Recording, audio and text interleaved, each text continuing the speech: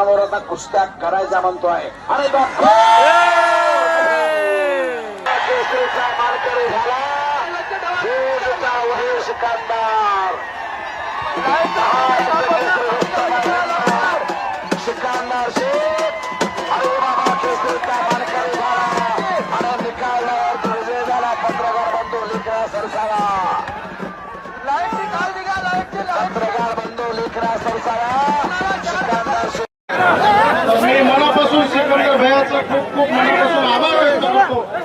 सर्व गावकऱ्यांच्या वतीनेच नव्हे तर पूर्ण पंचक्रोशीतील गावकऱ्याच्या वतीनं सिकंदर भैयाचा मी मनापासून आभार व्यक्त करतो आणि पुढे एकदा विनंती करतो की भैयाला आता भैयाची कुस्ती जोपर्यंत चालू आहे तोपर्यंत आमचं गाव तुम्हाला सोडणार नाही भाई, आमचं पक्क आहे.